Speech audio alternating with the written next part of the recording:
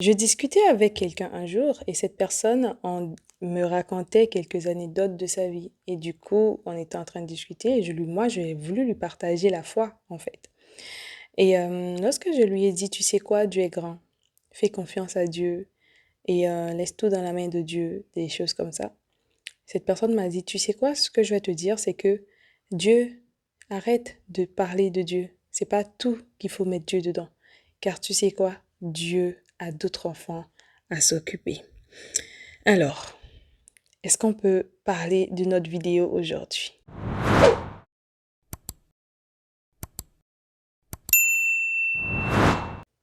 Aujourd'hui, à travers de cette vidéo, j'aimerais vraiment te partager 3 points clés de la foi.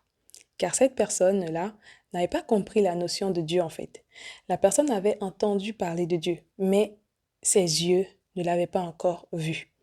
Alors, il résumait Dieu comme un architecte, comme un être suprême qui vit à l'extérieur de lui, mais n'a pas compris que en réalité, Dieu est plus que ça.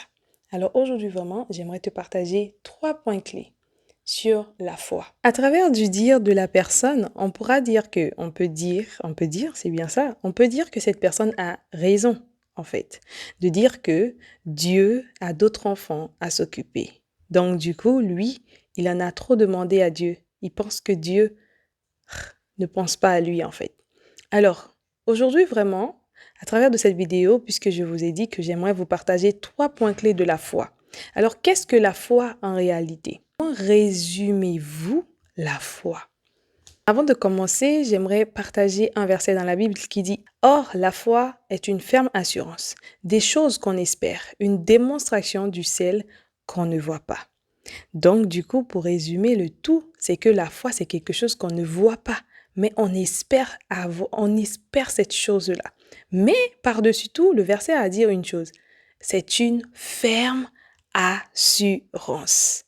Dans les dires de cette personne que j'ai discuté avec, on pourrait comprendre que la personne a une ferme assurance en Dieu, mais en réalité n'a aucune notion de qui est Dieu.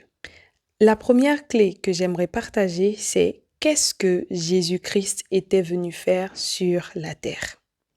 Qu'est-ce que Christ était venu faire sur la terre? Christ est le modèle par excellence et c'est lui qui nous a montré comment marcher par la foi. À travers de son enseignement, il nous a montré comment marcher par la foi, comment marcher aussi par l'amour. Et qu'est-ce que c'est la foi? Lorsque Christ est venu, il nous a montré la foi dans une simplicité incroyable. Dans l'enseignement de Jésus, on voit vraiment Christ, sa foi était fondée sur quelque chose qui était clé. Qui était cette chose clé? Sa foi était fondée sur quelque chose clé. Quelle était la chose clé que Christ avait fondé sa foi? Cette chose clé s'appelait le Saint-Esprit.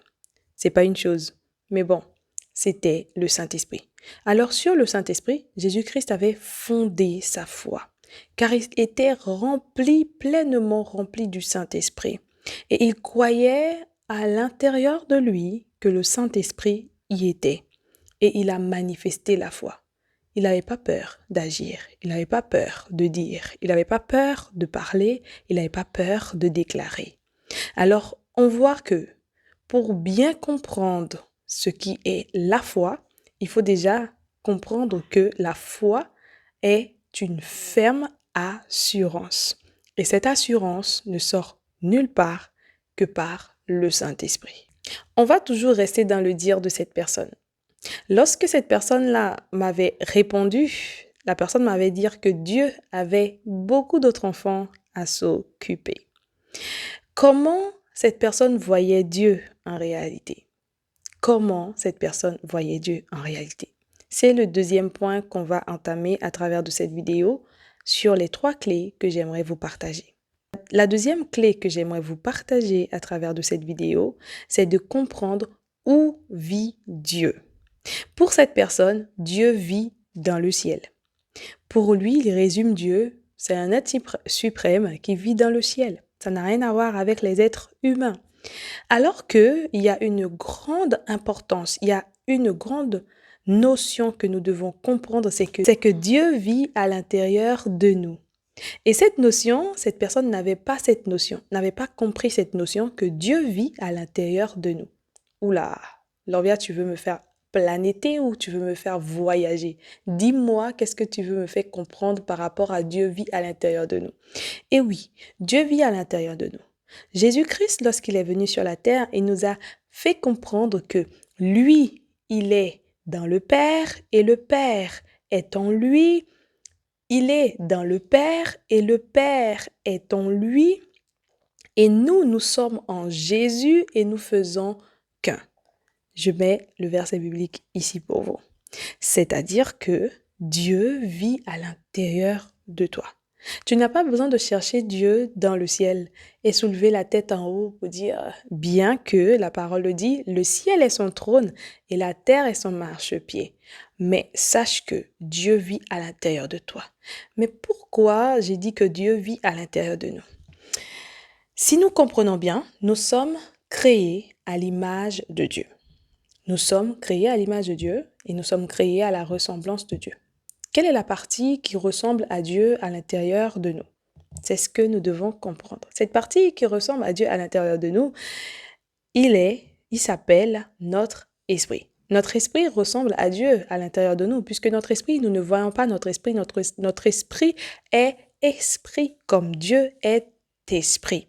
Comme la Bible dit, il faut que ceux qui l'adorent en esprit et en vérité. Puisqu'il est esprit et qu'il a laissé une partie en nous qui est esprit, qui est sa ressemblance, qui est son image, alors cette partie est en relation avec Dieu lorsque tu cherches Dieu, lorsque tu es connecté avec Dieu. Cette partie est en relation avec Dieu, est connectée avec Dieu et avec Dieu, elle fait un. C'est pour cela Jésus-Christ a dit que moi en toi et toi en moi et eux en nous et eux en moi, nous faisons qu'un. Parce que lorsque tu crois en Jésus-Christ, Christ habite dans ton cœur. Et Jésus-Christ vit en toi. Il te permet d'avoir une parfaite relation, connexion avec le divin.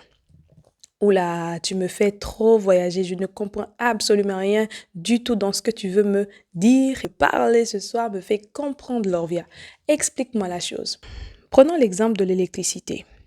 Lorsqu'il y a l'électricité dans une pièce, ok, dans la maison, quand tu rentres, il y a l'électricité, n'est-ce pas? Pour comprendre l'électricité, puisqu'on ne voit pas l'électricité, on ne voit pas l'électricité, on ne comprend pas c'est quoi l'électricité. Il faut un électricien qui va nous expliquer la méthode, les théories de l'électricité.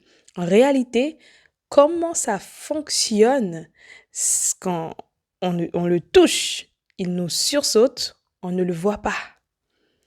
Alors, quand tu rentres dans une maison, même il fait noir, il y a l'électricité.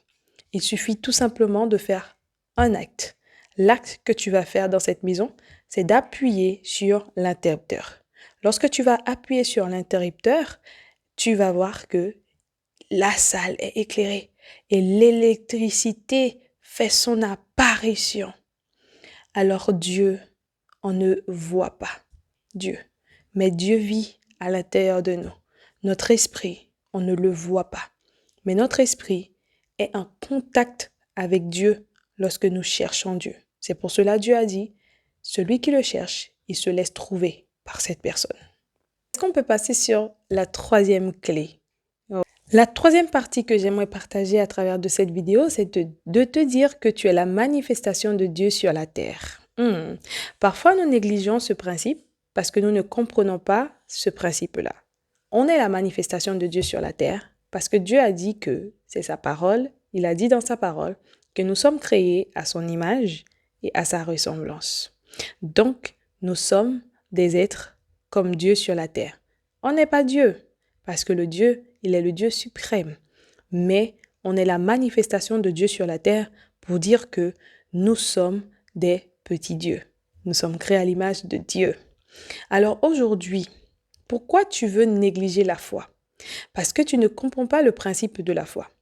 Puisque lorsque tu pries, Tu veux que les choses arrivent vite, alors que les choses n'arrivent pas vite, mais les choses arrivent au temps marqué. Car la Bible dit c'est au temps marqué que Dieu il agit. Au temps marqué, Dieu agira dans la situation. Mais une seule chose que tu dois avoir, c'est cette ferme assurance que Dieu est avec toi, que Dieu vit en toi, que Dieu ne t'abandonnera jamais. Alors aujourd'hui, si tu as cette ferme assurance que Dieu est avec toi et il vit en toi et il ne t'abandonnera jamais, tu verras que tu seras plus paisible d'attendre l'exaucement. La plupart du temps qu'on ne veut pas attendre, qu'on n'attend pas l'exaucement et qu'on tombe dans vraiment les remises en question, on tombe vraiment dans le désespoir, on tombe vraiment dans tout ce qui est reculé dans la foi, c'est parce qu'on ne comprend pas le principe de la foi. Alors que dans cette vidéo, j'ai dit une phrase qui est très importante. J'ai dit que tu es la manifestation de Dieu sur la terre. C'est-à-dire, lorsque tu demandes quelque chose, comme la Bible dit, demandez et vous recevez. Lorsque tu demandes quelque chose à ton Père, tu vas le recevoir, tu l'as reçu et tu dois croire pour que cette chose s'accomplisse. Le deuxième exemple que j'ai pris l'exemple de l'interrupteur et une maison qui est dans les ténèbres. Si vous voulez, c'est tout noir quand on rentre dans la maison. Mais lorsqu'on appuie sur l'interrupteur, la lumière revient. Lorsque tu vas commencer à chercher Dieu à l'intérieur de toi, tu vas commencer à agir et croire par la foi, tu vas appuyer sur ton interrupteur et la lumière reviendra. Cette lumière qui reviendra, ce sera la manifestation. Lorsque tu commences à poser des actes de foi dans ce que tu crois, si tu crois que Dieu a dit que tu es telle chose, tu peux faire telle chose, alors commence à poser des actes de foi et la foi accompagnera cet acte et tu verras la main de Dieu s'accomplira dans ta vie. N'oubliez pas ce que je t'ai dit à travers de cette vidéo. Tu es la manifestation de Dieu sur la terre. Et la foi est une ferme assurance. Savoir que Dieu ne vit pas dans le ciel, mais Dieu vit à l'intérieur de toi. Le ciel est le trône de Dieu, mais toi, tu es le temple du Saint-Esprit. Que Dieu te bénisse, que Dieu te garde. Shalom à toi.